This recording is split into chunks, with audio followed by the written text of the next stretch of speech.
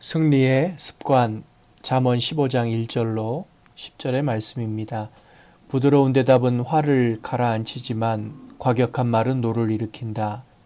지혜 있는 자의 혀는 지식을 전달하지만 어리석은 자의 입은 미련을 토해낸다.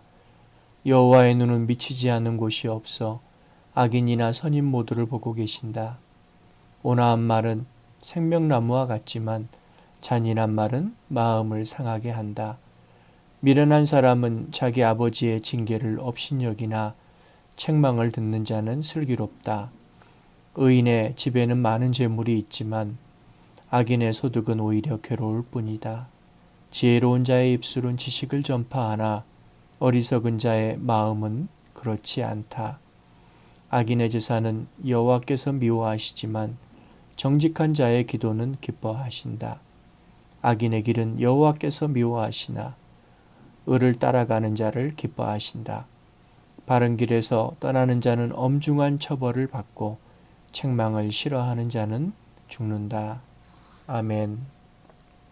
튀니지아 말에 큰 점프 한 번보다 작은 보폭으로 만 걸음을 가는 것이 낫다는 속담이 있습니다. 평소에 꾸준히 노력하는 사람을 당할 수 없다. 또는 큰 승리는 작은 승리로부터 시작된다는 뜻입니다. 성경의 인물 중에 큰 점프로 큰 사람이 된 것처럼 보이는 사람이 다윗입니다. 누구나에게 한계 상황이 있는데 다윗이 무기와 힘으로 이길 수 없는 한계 상황이 골리앗이었습니다. 하나님의 이름으로 나아가 골리앗을 쓰러뜨린 일이 제게도 일어나면 좋겠다는 생각을 하곤 합니다. 다윗이 골리앗을 마주치기 전에 어떻게 살았는지를 알면 골리앗을 쓰러뜨린 것은 우연도 요행도 아니었습니다. 평소에 목동의 일을 성실하게 감당했습니다. 일이나 곰으로부터 양들을 지키기 위해 싸워 이긴 경험이 많이 있었습니다. 큰 승리는 갑작스럽게 주어지는 것이 아니라 작은 승리의 습관일 것입니다.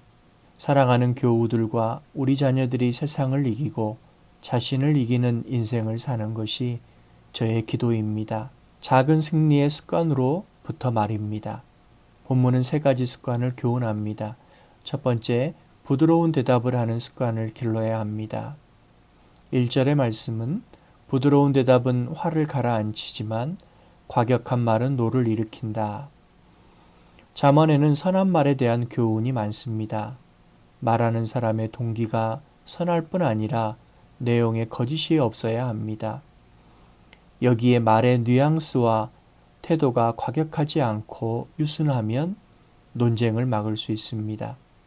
대화로 시작했는데 과격한 말로 상처를 주고받는 논쟁은 언제나 후회스럽습니다.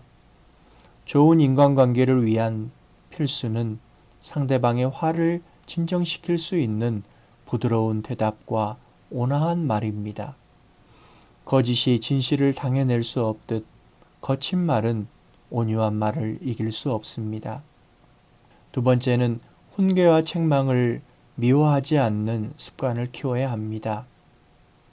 3절의 말씀입니다. 미련한 사람은 자기 아버지의 징계를 업신여기나 책망을 듣는 자는 슬기롭다. 10절 바른 길에서 떠나는 자는 엄중한 처벌을 받고 책망을 싫어하는 자는 죽는다. 사람은 참견과 간섭 그리고 책망을 거세게 거부하는 본능이 있습니다. 그래서 훈련하여 습관이 되게 해야 합니다. 모두 바쁘고 벅차게 살아갑니다. 콩나라 팥나라 할 만큼 할 일 없는 사람이 많지 않습니다. 모두는 아니라도 가족과 지인이라면 원망을 받을 줄 알면서도 나를 위해 책망하는 것입니다. 아파도 듣고 시간을 두고 소화하려 훈련해야 합니다. 이렇게 내면의 소화력을 키운 사람이 하나님의 말씀 역시 바로 들을 수 있습니다. 세 번째는 하나님의 눈과 생각을 의식하는 습관을 훈련해야 합니다. 하나님은 어떻게 보실까?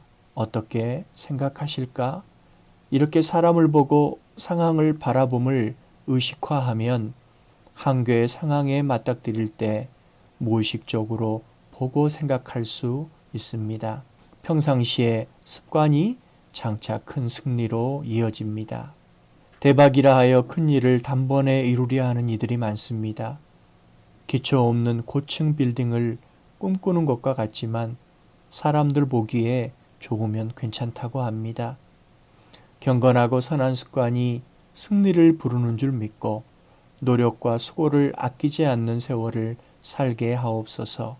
예수님의 이름으로 기도드립니다. 아멘.